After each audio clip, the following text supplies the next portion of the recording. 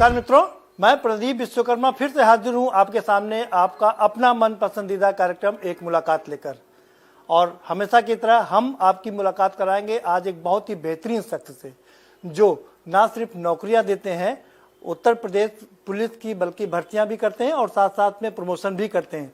इसके साथ साथ प्रदेश में जो आग का सिलसिला है उसको कैसे रोका जाए, अग्निशमन कैसे बेहतरीन किया जाए, उसके भी चेयरमैन हैं। हमारे साथ राजकुमार विश्वकर्मा जी हैं, जो उत्तर प्रदेश पुलिस भर्ती बोर्ड और प्रोन्नति के चेयरमैन हैं और साथ ही फायर ब्रिगेड के भी चेयरमैन हैं। बहुत स्वागत है सर आपका। नमस्कार प्रदीप जी, आपका बहुत बहुत स्वागत है इस बोर्ड हेडक्वार्टर में। बहुत शानदार काम कर रहे हैं सर, आप लोगों को नौकरी देने का काम कर रहे हैं और इससे बेहतरीन काम कोई नहीं हो सकता, क्योंकि आज का युवा अगर उसको एक नौकरी मिल जाए तो उसका जीवन सफल हो जाता है। जी जी बिल्कुल, आपने जैसा कहा बिल्कुल सही है। माननीय मुख्यमंत्री जी के निर्देशन में हम लोग विगत 3 वर्षों से आपके संज्ञान में लाना चाहूँगा 1,37,000 से ज़्यादा हम लोगों ने बच्चों को रोजगार दिया है और जिसमें करीब 20% महिलाएं शामिल हैं।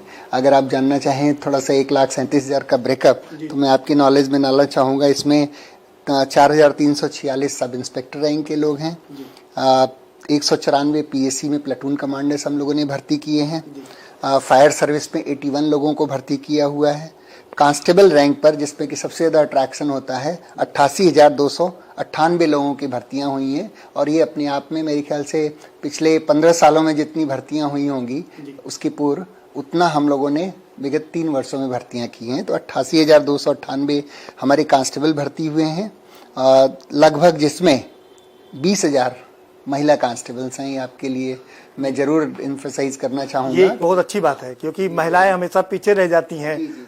और इसके साथ में इसके अलावा 42,615 PSC में हमारे जवान भर्ती हुए हैं, 832 अन्य पदों पर और 220 मिनिस्ट्रियल और 667 कंप्यूटर ऑपरेटर्स हमने भर्ती किए हैं, जो हर थानों पर FIR लिख रहे हैं। तो इस तरह से 1,37,000 प्लस लोगों। ये भर्ती थी कि आपने 1,37,000 भर्ती किया, ये लोगों को रोजगार दिया। बढ़िया।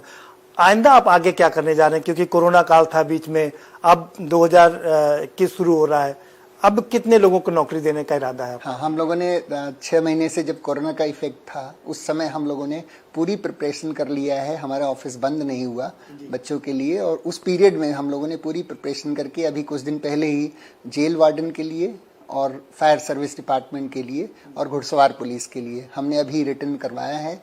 और हम प्लान कर रहे हैं कि जनवरी के एंड में इसका रिजल्ट निकाल देंगे और फरवरी में बच्चों की दौड़ करवा के मार्च में फाइनल। हम जेल के लिए लगभग 3,000 प्लस कर्मचारी हैं और माउंटेड पुलिस के लिए 102 और फायर सर्विस के लिए 2,065 डिफरेंट फायर स्टेशंस के लिए इनका नियुक्ति हम बहुत जल्दी से जल्दी मार्च तक कंप्लीट करेंगे। इसके साथ ही जो सबसे बड़ा अट्रैक्शन है, जो बच्चे जानना चाहते हैं, हमारी सब इंस्पेक्टर्स की भर्ती आ रही है, जिसमें कि टोटल संख्या 9,500 के लगभग है। और इस 9,500 में करीब करीब कुछ प्लेटून कमांडर्स हैं, 100 के करीब फायर सर्विसमैन हैं और बाकी 9,400 सब इंस्पेक्टर्स की भर्ती है, जिसमें 20% महिलाओं के लिए आरक्षित है। तो हमारे जितने बच्चे मेहनती हैं, सारा प्रिपेयर करते रहें। हम लोगों ने टेंडर कर दिया कार्यदायी संस्था के लिए और वो उस टेंडर का पूरा अप्रूवल के लिए माननीय मुख्यमंत्री जी के पास भेजा हुआ है। फाइनेंशियल अप्रूवल भी आ गया है, मेमोरेंडम ऑफ अंडरस्टैंडिंग के लिए गया हुआ है। शासन में जैसे ही आता है हम तैयारी कर रहे हैं और बच्चों को टाइम देंगे, 1 महीने का कम से कम हम देंगे टाइम बच्चों को अप्लाई करने के लिए। बच्चे अप्लाई कर सकते हैं और अभी जो टेंटेटिवली मैंने सोचा है कि मार्च में इनका एग्ज़ाम करवाएंगे, ऑनलाइन एग्ज़ाम, और उसके बाद दौड़ करवाएंगे। तो बच्चे तैयारी करें। और मेरे ख्याल से इतनी बड़ी सब इंस्पेक्टर रैंक के लिए भर्ती अभी तक कोई यूपी के इतिहास में नहीं आई है। टोटल कितनी भर्तियां करेंगे 2021 की अगर हम बात करें? टोटल अगर मैं बताऊं आपको तो ये भर्तियां हैं 16,629 भर्तियां, जिसमें ASI मिनिस्ट्रियल की 1,329 हैं और रेडियो डिपार्टमेंट की, ये जो बच्चे बीटेक हों, डिप्लोमा किए हों, ITI किए हों इलेक्ट्रॉनिक्स, उनके लिए अच्छी खबर है कि गवर्नमेंट ने हमें अप्रूवल दिया है 2,244 radio operators, head operators and radio department के डिफरेंट रैंक्स में, ये टेक्निकल पोस्टें हैं। इनके लिए तो जो बच्चे इलेक्ट्रॉनिक्स वगैरह से किए हैं, बीटेक किए हैं, डिप्लोमा किए हैं, उनके लिए बहुत अच्छी चीज़ है कि वो तैयारी किए रहें। इसकी भी हम लोगों ने टेंडर की कार्रवाई प्रारंभ कर दिया है और इसका भी अप्रैल के आसपास हम एग्जाम करवाएंगे, तो बच्चे तैयारी करते हैं। मतलब इस बार भी हजारों लोगों को, बच्चों को नौकरी मिल जाएगी और 16,600 लोगों को मैं समझता हूँ 3 से 4 महीने लगेगा हमको इसको फाइनलाइज करने में, हम लोग फाइनलाइज कर लेंगे। आपने कहा कि महिलाओं को भी आगे बढ़ाने की बात कर रहे हैं, 20% महिलाओं को कर रहे हैं, तो ये एक बहुत अच्छी शानदार खबर है, क्योंकि महिलाएं अक्सर पीछे रह जाती थी। हाँ, बिल्कुल सही बात है। हम लोग भी करीब 15-16 जिले में रहे हैं एसएसपी, और मैं आपके संज्ञान में लाना चाहता हूँ कि हर थाने पर ऑन एन एवरेज आप पहले देखेंगे तो कहीं एक कर्मचारी रहती थी, महिला कर्मचारी, कहीं 2 कर्मचारी, और महिलाएं जो शिकायत करने पुलिस स्टेशन पर आती थी वो हेजिटेट करती थी। विगत 3 वर्षों में हम लोगों ने करीब 20,000 महिलाएं रिक्रूट किया है, 1500 थाने। अगर ऑन एवरेज आप देखें 20,000 डिवाइडेड बाय 1500, तो आपको सफिशिएंटली 9-10 महिलाएं हर पुलिस स्टेशन पर मिलेंगी। मुख्यमंत्री भी चाहते हैं कि एक महिला डेस्क बने जहां पर महिलाएं अगर शिकायत करने जाएं, क्योंकि अक्सर ये शिकायत आती है कि पुरुष फिर उनको प्रताड़ित करते हैं और दूसरी तरीके से उनका एक्सप्लॉयटेशन करते हैं।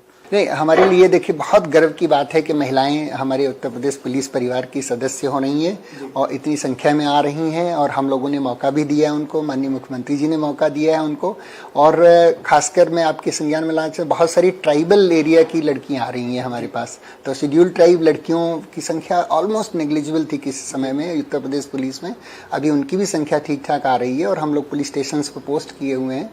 तो मैं समझता हूं कि उससे जो नेचर एंड कैरेक्टर है उत्तर प्रदेश पुलिस का अच्छा होगा, व्यवहार भी अच्छा होगा, और महिलाओं की तमाम हमारी समस्याएं हैं वो जरूर भविष्य में। आपने महिलाओं की समस्या की बात की। सबसे बड़ी समस्या है कि थाने में पुरुष तो कहीं भी टॉयलेट चले जाते हैं, लेकिन महिलाओं के लिए बड़ा मुश्किल होता है।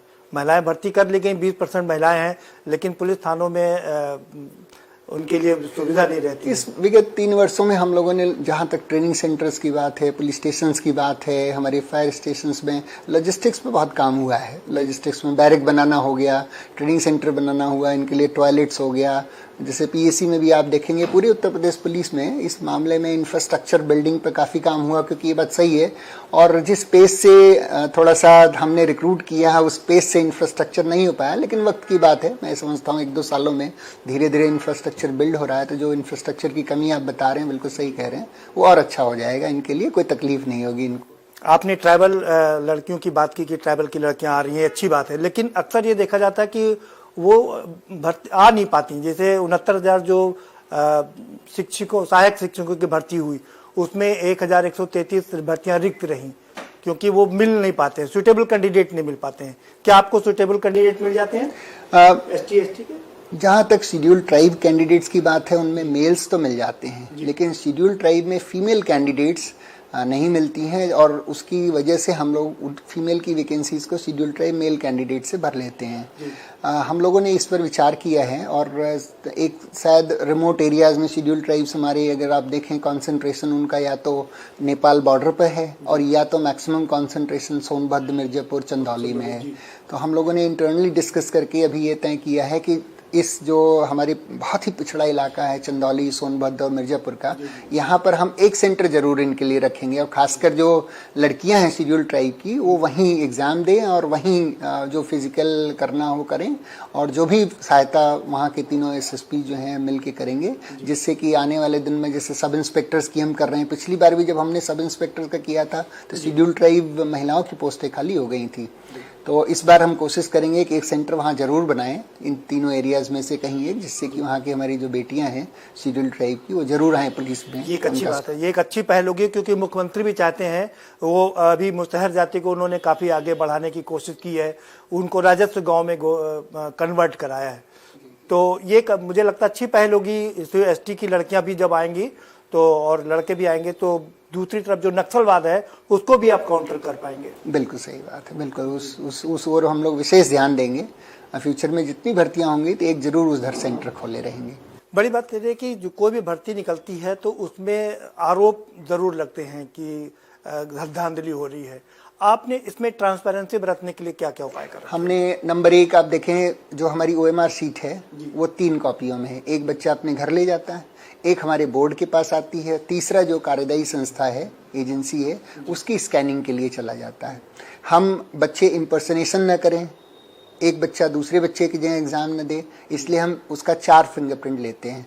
2 तो हम उस इलेक्ट्रॉनिक मशीन पर लेते हैं, एक अटेंडेंस सीट पर लेते हैं, एक OMR सीट पर भी अंगूठे का निशान लगवाते हैं।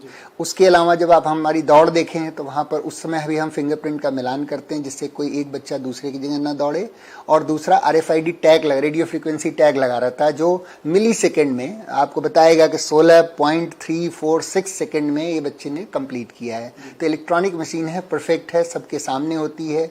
और सबसे अच्छी बात मैं बताऊं आपको, जब हम लोग रिजल्ट निकालते हैं, जैसे अभी हमने 49,000 बच्चों का रिजल्ट निकाला, हर बच्चा पूरे 49,000 का डिसेंडिंग ऑर्डर में मार्क्स के डिसेंडेंट, टॉपर नंबर 1 पर, उसके बाद नंबर 2, फिर नंबर 3, इस तरह से 49,000 बच्चों का सीक्वेंस में हर बच्चे का नाम, एड्रेस और कितने मार्क्स पाए आप डाउनलोड कर सकते हैं। आज की भी डेट में आप हमारी यूपी पुलिस की वेबसाइट पे डाउनलोड कर सकते हैं। हमारे पास अपनी फाइल पर कोई ऐसी चीज़ नहीं जो हम सारा का सारा अपलोड नहीं कर दे रहे हैं। नहीं सर, आप इतना फुल प्रूफ इंतजाम करते हैं, लेकिन जो स्कॉलर गैंग होता है वो आपसे ज़्यादा स्मार्ट बन जाता है कभी कभी। बीच में एक स्कॉलर गैंग बिहार का था, उसने इंटरफेयर किया और जो आपकी जो संस्था है TCS, उसके साथ मिल करके घपलेबाजी कर दी थी। जी सही बात है। इम्पर्सनेशन की शिकायत हम लोगों को मिलती है, और इसी वजह से आप देखिए कि जो 4 फिंगरप्रिंट लेते हैं हम, तो करते क्या है, उसके बाद दौड़ में हम उसको मिलान करते हैं और उसके बाद फाइनल रिजल्ट निकालते हैं, उसमें मिलान करते हैं। पिछली बार जब हमने 49,000 बच्चों का रिजल्ट निकाला तो 129 ऐसे बच्चे थे जिनका फिंगरप्रिंट मैच नहीं किया। फाइनल रिजल्ट में आ रहे थे और उनका फिंगरप्रिंट लिखित और जो दौड़ का था दोनों डिफरेंट थे। हम लोगों ने वो 129 को रिजल्ट से बाहर कर दिया।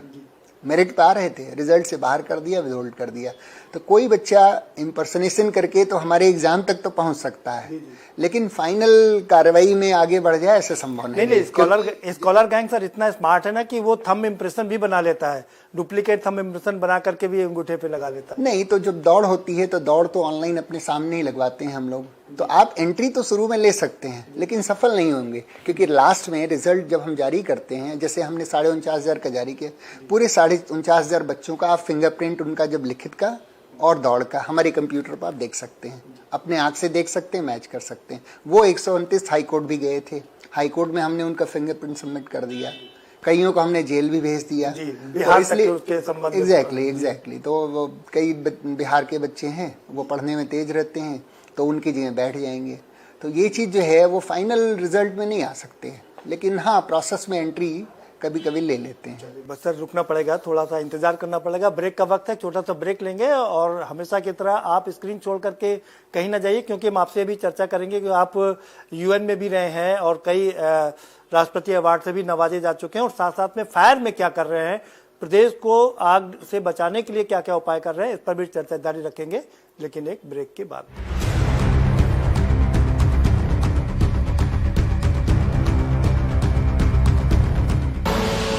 आप देख रहे हैं के न्यूज, खबरों का सारथी।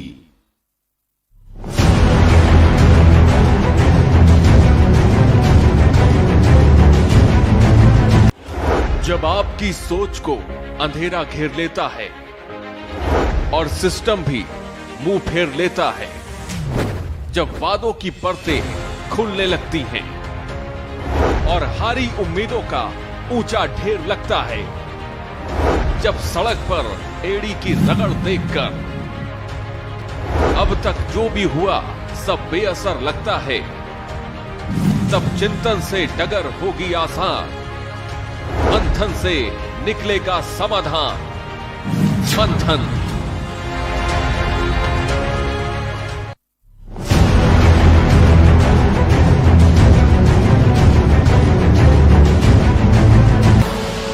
आप देख रहे हैं के न्यूज, खबरों का सारथी।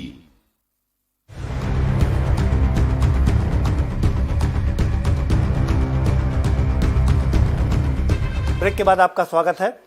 आपको सर कई प्रेसिडेंट अवार्ड से भी नवाजा गया है, कौन कौन से अवार्ड मिले आपको? जी, मैं यूनाइटेड नेशंस में भी रहा हूँ, वहाँ भी हमें अवार्ड्स मिले हैं। बॉस्निया में था मैं जब यूएस बॉम्बिंग हो रही थी, और उसके अलावा राष्ट्रपति जी का मुझे मेरिटोरियस सर्विस मिला है, डिस्टिंग्विश सर्विस मिला है, बहुत सारे मेडल्स मिले हुए। मैं बॉर्डर सिक्योरिटी फोर्स में भी रहा हूँ, पाकिस्तान बॉर्डर पर, वहाँ भी काम किया हुआ है बॉर्डर सिक्योरिटी फोर्स के लिए। सेंट्रल रिजर्व पुलिस फोर्स में रहा हूँ बहुत सारे पदों पर, तो काफ़ी वाइड एक्सपीरियंस रहा है और वाइड एक्सपीरियंस के साथ मेडल्स मिले। क्या लगता है यही कारण है कि आपको पुलिस को भर्ती में चेयरमैन बनाया गया, जिससे कि आप अच्छे लोगों का नियुक्ति कर सकें? हम लोग उत्तर प्रदेश के निवासी हैं और यहाँ के लोगों के लिए जो हम लोगों को सेवा का मौका मिलता है वो बहुत गर्वान्वित महसूस करते हैं, और हम लोग उत्तर प्रदेश के लोगों को किसी भी तरह से मदद के लिए जो भी कर सकते हैं उसके लिए हमेशा तत्पर रहते हैं।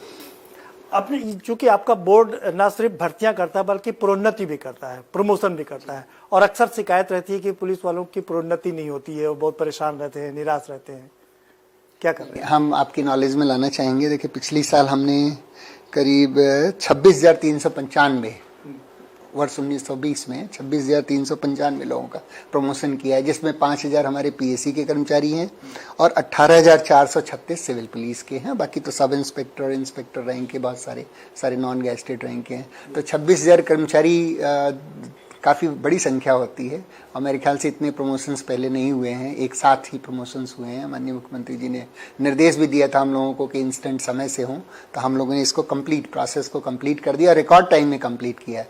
26,000 प्रमोशंस में एक हफ्ते के अंदर हम लोगों ने पूरी प्रोसेस करके दे दी। आप भर्ती करते हैं सर, सारा इतने लोगों को रोजगार देते हैं, लेकिन आपके पुलिस विभाग का इंफ्रास्ट्रक्चर ही नहीं ठीक है, भर्ती बोर्ड का। आपके पास अपनी बिल्डिंग नहीं, किराए की बिल्डिंग में आप अपना ऑफिस चला रहे हैं। नहीं, हम लोगों ने प्लान किया हुआ है और रिक्वेस्ट करेंगे माननीय मुख्यमंत्री जी से भी कि अलग से हमको सीजी सिटी में हम लोग प्लान कर रहे हैं जमीन लेके, एलडीए से जमीन लेके अपना हेडक्वार्टर बनाने का। ये बात सही है जैसा आप कह रहे हैं, बच्चे आते हैं, बहुत गरीब दूर दराज से बच्चे आते हैं, हमारे पास जगह नहीं रहती है उनको, ना कोई वो गाड़ी खड़ी कर सकते हैं यहाँ पर, और क्रैम्प स्पेस है, इसमें बच्चों को तकलीफ होती है। तो हमें भी कभी कभी लगता है कि नहीं, हमारे पास जगह होनी चाहिए। तो मैं समझता हूँ फ्यूचर में 1-2 सालों में अच्छा बिल्डिंग जरूर। नहीं, ना सिर्फ इंफ्रास्ट्रक्चर नहीं है आपके पास में, और जो स्ट्रेंथ है पोस्ट की वो भी आधी है। 10,000 अगर हैं तो 5,000 ही है आपके पास, तो आप अपने यहाँ भर्ती क्यों नहीं करते हैं? नहीं, हमारे यहाँ जो पोस्टें हैं वो डेपुटेशन पे हैं सभी, उत्तर प्रदेश पुलिस से डेपुटेशन पे है। तो हम लोग डीजी साहब से बात करके जो लोग होते हैं उनको डेपुटेशन पे ले लेते हैं। हम लोग थोड़ा सा इस बात पे विचार कर रहे हैं कि कई बार बहुत रिमोट एरिया से बच्चों को आना पड़ता है, कुछ दिक्कतों का अगर उनको सामना करना पड़ता है, तो कुछ रीजनल सेंटर्स होने चाहिए जो मेरी समझ में आता है। जैसे गोरखपुर में होना चाहिए, एक ये जो आप पुराना नक्सल प्रभावित एरिया है हमारा सोनभद्र और मिर्जापुर, एक वहाँ होना चाहिए, और एक वेस्टर्न यूपी होना चाहिए। एक वेस्टर्न कोई योजना चल रही क्या? हाँ, हम लोगों ने आपस में अभी फाइनली तय नहीं किया हुआ है, लेकिन भविष्य के लिए जो हम लोग सोच रहे हैं कि अब एक मान लीजिए हमीरपुर और बुंदेलखंड और जालौन के बच्चे हैं और वो वहाँ से यहाँ आते हैं कई बार छोटी छोटी चीज़ों के लिए, तो उनको फिजिकली आना पड़ता है यहाँ पर आना। हाँ, इतनी देर में उसकी जगह ज़्यादा अच्छा रहेगा कि एक छोटा सा मिनी सेंटर, या फिर मान लीजिए महाराजगंज से बच्चे हैं, देवरिया से हैं, दूर दराज से लड़कियां खासकर आती हैं, आ जाएंगी तो उनको रुकने के लिए तो कोई जगह होती नहीं, या फिर इतना पैसा नहीं होता कि होटल में रुक सकें। तो हम लोग फ्यूचर में मैं सोच रहा हूँ कि 2-3 छोटा मिनी सेंटर्स, खासकर गोरखपुर, एक सोनभद्र साइड और एक नहीं हो तो बुंदेलखंड साइड में, इधर 3 कम से कम जरूर होने चाहिए। आप सर फायर सर्विसेज के भी चेयरमैन हैं, क्या कर रहे हैं प्रदेश को और अब समय आ रहा है क्योंकि यही जो अगले 4 महीने हैं वो 4 महीने आग के ही जाने जाते हैं। फायर सर्विस में आपके संज्ञान में लाना चाहूँगा, हम लोगों ने माननीय मुख्यमंत्री जी को प्रपोजल दिया था और उन्होंने एक गो में 100 फायर स्टेशन यूपी में सैंक्शन किए हैं, और 100 फायर स्टेशन में के लिए हम लोगों ने गाड़ियाँ अभी 95 गाड़ियाँ खरीद ली और उसको डिस्ट्रीब्यूट भी कर दिया, फ्लैगिंग ऑफ भी हुआ था, और हम लोगों ने करीब 80 गाड़ियों का सप्लाई ऑर्डर कंपनीज को दे रखा है, जिसमें कि चैसिस लेके वो गाड़ियों को फिटिंग कर रहे हैं, बना रहे हैं।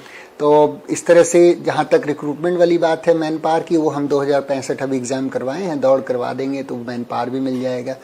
कई जगहों पर बिल्डिंगें तैयार हो रही हैं, तो मैं सोचता हूँ 2 से 3 साल लगेगा जो 100 फायर स्टेशन है, क्योंकि माननीय मुख्यमंत्री जी ने कहा है कि हर तहसील पर एक फायर स्टेशन जरूर होना चाहिए।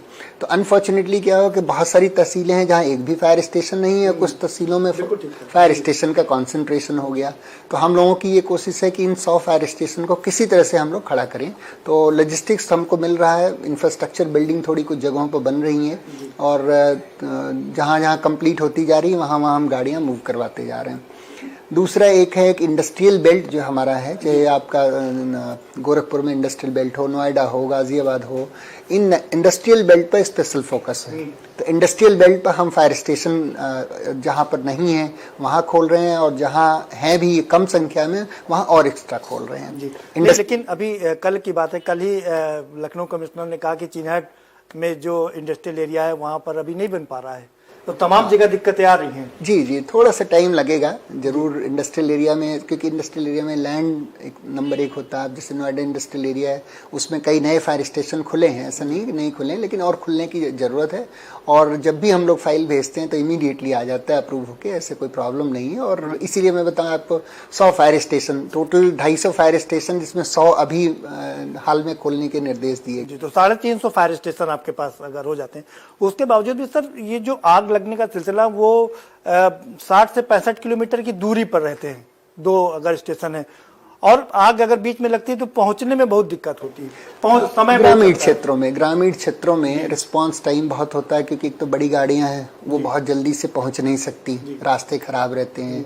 और गांव में जो आग लगती है वो, और ज्यादातर आग गांव में ही लगती है, खेत में। जी, तो हमारे पास छोटी गाड़ियां हैं, लेकिन हर फायर स्टेशन पर छोटी गाड़ियां नहीं है अनफॉर्चुनेटली, उसके लिए थोड़ा सा टाइम लगेगा। नहीं, लेकिन जो लोग बिना एनओसी के ही बिल्डिंग बना लेते हैं, जैसे चारबाग में होटल में आग लगी, कई लोग उसमें मौत के शिकार हो गए, उनके लिए आप लोग क्या करते हैं? हाँ, यही मैं कहना चाहूँगा कि जो एनओसी फायर की एनओसीज होती हैं उसका पर्पज़ यही होता है कि फायर के जो छोटे से इक्विपमेंट होते हैं, हाइड्रेंट्स हैं, आपके एक्सटिंग्विशर्स हैं, वो सारे लग जाएं। अगर आप बिल्डिंग कोई ऐसे बना लेगा इलीगल, कहीं देहात में बना लिया, कहीं बना लिया, आपने हॉस्पिटल मान लीजिए बना लिया और आपने एनओसी नहीं मेडिकल कॉलेज में आग लग गई थी अब से 1.5-2 साल। मेडिकल कॉलेज में तो खैर हम लोग इंस्पेक्शन करते हैं, उनको एनओसी देते हैं, लेकिन कई बार होता है दूर दराज इलाकों में, तो मैं समझता हूँ लोगों को ऐसा नहीं करना चाहिए।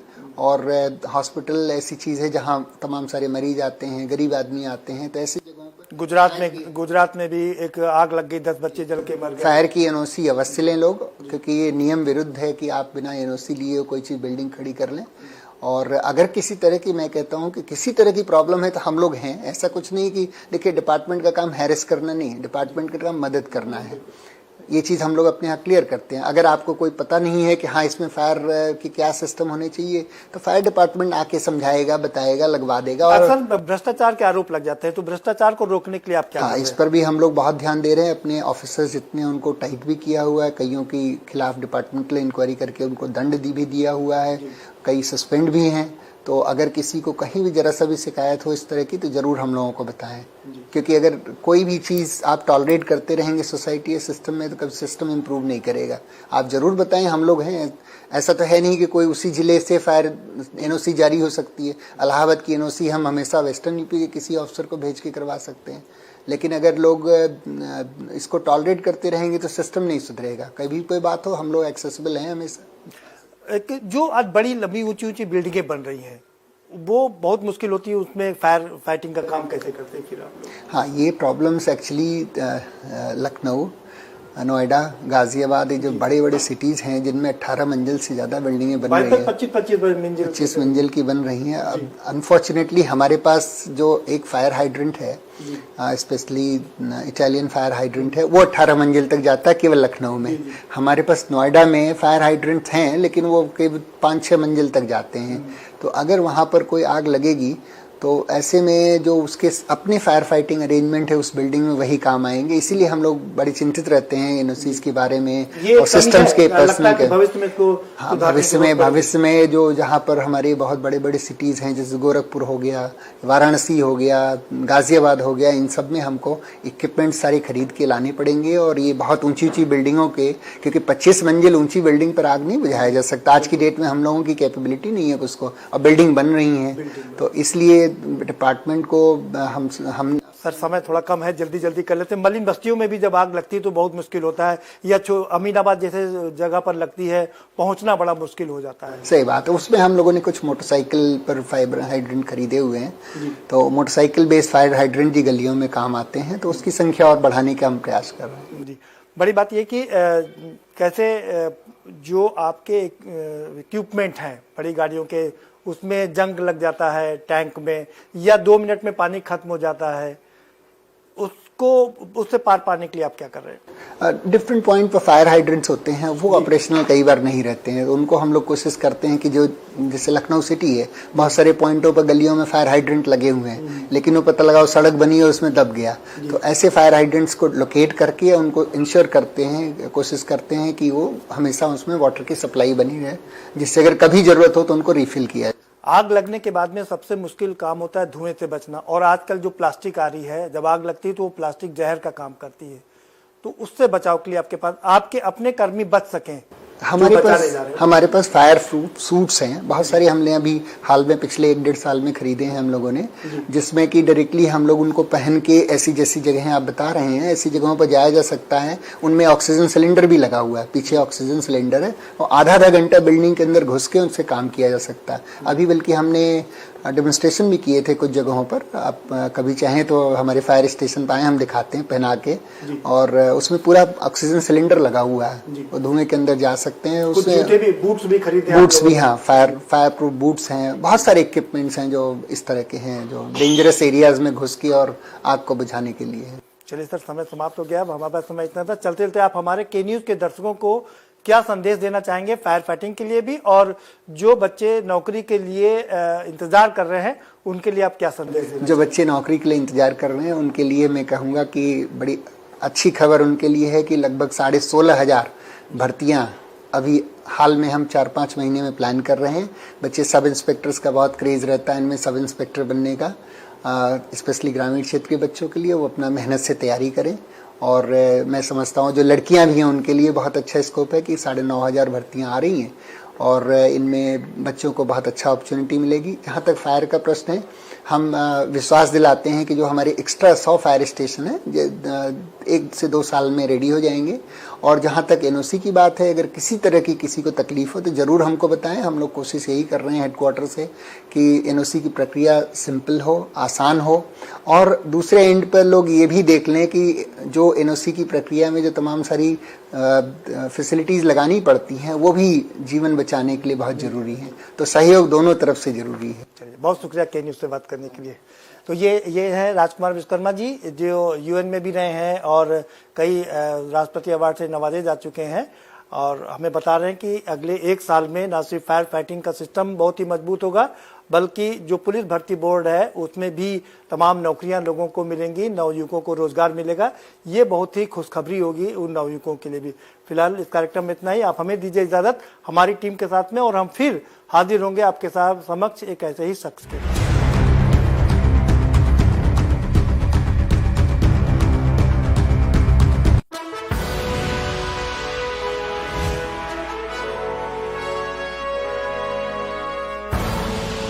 आप देख रहे हैं के न्यूज, खबरों का सारथी।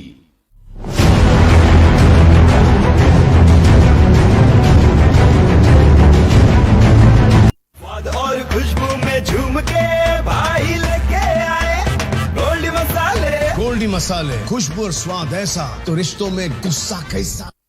फिट रहना है तो फिटनेस हेल्थ ऑयल ले आओ। You are correct. हाँ, करेक्ट होता है बाबूजी। सही बोले हैं, तो ले आइए फिटनेस हेल्थ ऑयल।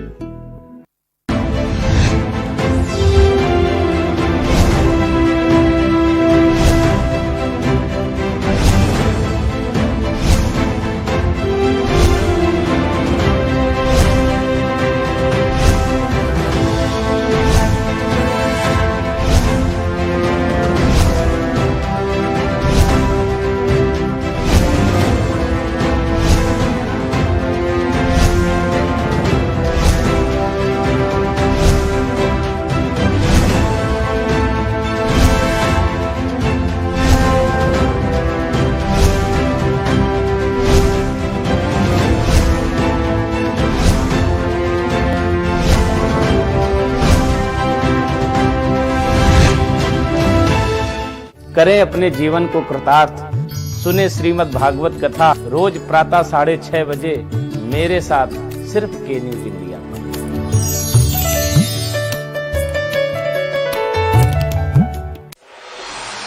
कोर्ट कचहरी के ना लगे चक्कर, सबसे अधिक यही है बेहतर। लेकिन बढ़ ही जाए पाला तो कहां जाए, क्या करें? घबराए नहीं, अब हर मुश्किल होगी आसान। के न्यूज इंडिया पर वकील आपका देगा समाधान। कीजिए कॉल, पूछिए अपने सवाल।